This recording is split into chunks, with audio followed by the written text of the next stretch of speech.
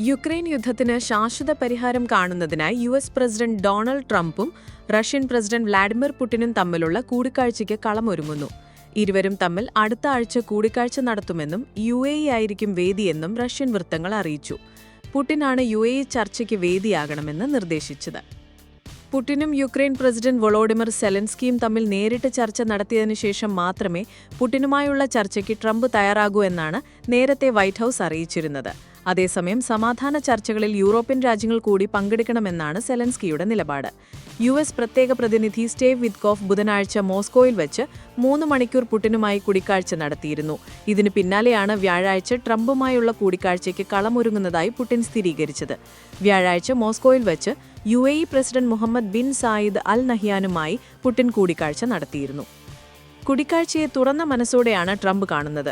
ഈ ക്രൂരമായ യുദ്ധം അവസാനിപ്പിക്കാൻ ആഗ്രഹിക്കുന്നതിനാൽ പ്രസിഡന്റ് ട്രംപ് പ്രസിഡന്റ് പുടിനുമായും പ്രസിഡന്റ് സെലൻസ്കിയുമായും കൂടിക്കാഴ്ച നടത്താൻ ആഗ്രഹിക്കുന്നു. കൂടിക്കാഴ്ചയുടെ വിശദാംശങ്ങൾ വൈകാതെ പുറത്തുവിടും, White House press secretary Karoline Leavitt പറഞ്ഞു. ട്രംപ് പുടിൻ കൂടിക്കാഴ്ച റഷ്യയുടെ അഭ്യർത്ഥന പ്രകാരമാണെന്നും ലെവിറ്റ് പറഞ്ഞു. അതേസമയം അടുത്ത ആഴ്ച ആദ്യത്തോടെ പുടിനും ട്രംപും തമ്മിലുള്ള കൂടിക്കാഴ്ചയ്ക്കുള്ള ഒരുക്കങ്ങൾ നടന്നുവരികയാണെന്ന് ക്രെംലിൻ വക്താവ് യൂറി യുഷാക്കോവ് സ്ഥിരീകരിച്ചു. എന്നാൽ റഷ്യയിൽ നിന്നാണ് കൂടിക്കാഴ്ചയ്ക്കുള്ള അഭ്യർത്ഥന വന്നതെന്ന് ലിവിറ്റിന്റെ പ്രസ്താവനയെ യൂറി തള്ളി. യു.എസിന്റെ നിർദ്ദേശപ്രകാരമാണ് കൂടിക്കാഴ്ചയെന്നാണ് റഷ്യയുടെ നിലപാട്.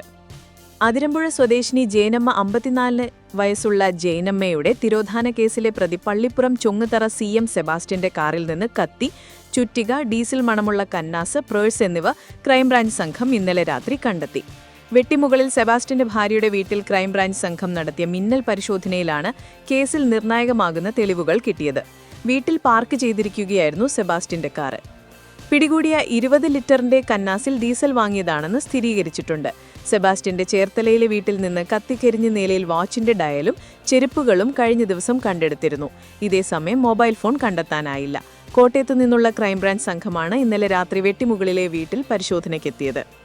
സെബാസ്റ്റ്യനെ കോടതി 7 ദിവസത്തേക്ക് കൂടി ക്രൈംബ്രാഞ്ചിന്റെ കസ്റ്റഡിയിൽ വിട്ടു. ഏറ്റുമുന്നൂർ ഫസ്റ്റ് ക്ലാസ് ജുഡീഷ്യൽ മജിസ്ട്രേറ്റ് കോടതി ജഡ്ജി A. നിസാമാണ് കസ്റ്റഡി അപേക്ഷ പരിഗണിച്ചത്.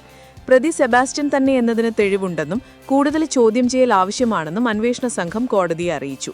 സെബാസ്റ്റ്യന്റെ ചേർത്തലയിലെ വീട്ടുവളപ്പിൽ നിന്ന് ലഭിച്ച മൃതദേഹാവശിഷ്ടങ്ങൾ സ്ത്രീയുടേതെന്ന് കണ്ടെത്തിയിട്ടുണ്ട്.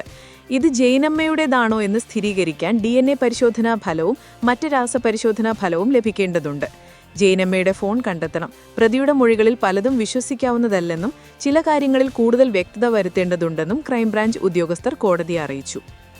6 വയസ്സുകാരിയായ മകളെ ആക്രമിച്ചവർക്കെതിരെ പോലീസിൽ പരാതി കൊടുത്തിട്ടുണ്ട്. ആക്രമിക്കപ്പെട്ട കുട്ടികളെ ശിക്ഷിക്കരുത്, പകരം കൗൺസിലിംഗ് നൽകണം. അയർലൻഡിൽ താമസിക്കുന്ന 6 വയസ്സുകാരിയായ മലയാളി പെൺകുട്ടിയെ ആക്രമിച്ച സംഭവത്തിൽ അമ്മ അനുപ അച്യുതന്റെ വാക്കുകൾ. കോട്ടയത്ത് നിന്നുള്ള ദമ്പതികളുടെ മകളായ നിയ നവീൻ തെക്കുകിഴക്കൻ അയർലൻഡിലെ വാട്ടർഫോർഡ് സിറ്റിയിലുള്ള വീടിന് വെളിയിൽ രാവിലെ കൂട്ടുകാർക്കൊപ്പം കളിക്കുന്നതിനിടെയാണ് 12 മുതൽ 14 വയസ്സ് വരെ പ്രായമുള്ള ആൺകുട്ടികളുടെ സംഘം ആക്രമിച്ചത്. വംശീയ ആക്രമണമാണ് ഉണ്ടായത്. നിയായുടെ മുഖത്തും കഴുത്തിലും അടിച്ചെന്നും സൈക്കിൾ കൊണ്ടിടിച്ചെന്നും മാതാവായ അനുപ അച്യുതൻ പറഞ്ഞു. അയർലൻഡിൽ നഴ്സായ അനുപ 8 വർഷം മുൻപാണ് ഇവിടെ എത്തിയത്. ജനുവരിയിലാണ് വാട്ടർഫോർഡ് സിറ്റിയിലേക്ക് കുടുംബം താമസിക്കാനെത്തിയത്. ആക്രമികളായ കുട്ടികളെ താൻ കണ്ടെന്നും അവർ തന്നെ തുറച്ചു നോക്കുകയും പൊട്ടിച്ചിരിക്കുകയും ചെയ്തെന്നും അനുപ അച്യുതൻ പറഞ്ഞു. അയർലൻഡിൽ അടുത്തായി വൈകാതെ തന്നെ ഇന്ത്യക്കാർക്കെതിരെ വംശീയാക്രമണങ്ങൾ കൂടുന്നുണ്ട്. ഈ പശ്ചാത്തലത്തിൽ ഇന്ത്യൻ വംശജർ ജാഗ്രത പുലർത്തണമെന്ന് അയർലൻഡിലെ ഇന്ത്യൻ എംബസി മാർഗനിർദ്ദേശം പുറത്തിറക്കിയിരുന്നു. തന്നെ കുടുക്കാനും വ്യക്തിപരമായി ആക്രമിക്കാനും ബോധപൂർവം ശ്രമിക്കുകയാണെന്ന പരാതിയുമായി മെഡിക്കൽ കോളേജ് ആശുപത്രിയിലെ ഡോക്ടർ CH ഹാരിസ് തന്റെ ഓഫീസ് മറ്റൊരു പൂട്ടിയ അധികൃതരുടെ ലക്ഷ്യം വേറെയാണെന്നും അദ്ദേഹം ആരോപിച്ചു. Kerala government medical college teachers association ഭാരവാഹികൾക്കുള്ള കുറിപ്പിലാണ് അദ്ദേഹം ഈ ഗുരുതരമായ ആരോപണം ഉന്നയിച്ചത്. 4 അവധിയിൽ പ്രവേശിച്ച താൻ നാളെ ജോലിയിൽ തിരികെ എത്തും. വിവിധ ഉദ്യോഗസ്ഥർ നടത്തിയ പരിശോധനയിൽ കാണാതായെന്ന് പറയുന്ന മോർസിലോസ്കോപ്പ് കണ്ടെത്തിയിട്ടുണ്ട്. തന്റെ ഓഫീസിന്റെ താക്കോൽ അസിസ്റ്റന്റ് പ്രൊഫസർ ഡോക്ടർ തോമസ് ജോണിയെ ഏൽപ്പിച്ചിരുന്നു. പ്രിൻസിപ്പൽ, സൂപ്രണ്ട് എന്നിവരാവശ്യപ്പെട്ടാൽ താക്കോൽ നൽകണമെന്നും നിർദ്ദേശിച്ചിരുന്നു.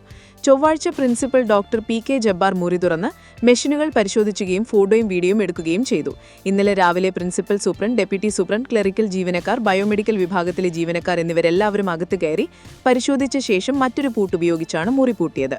എന്തിനാണിത് ചെയ്തതെന്ന് KGMC TA ഭാരവാഹികൾ അന്വേഷിക്കണം.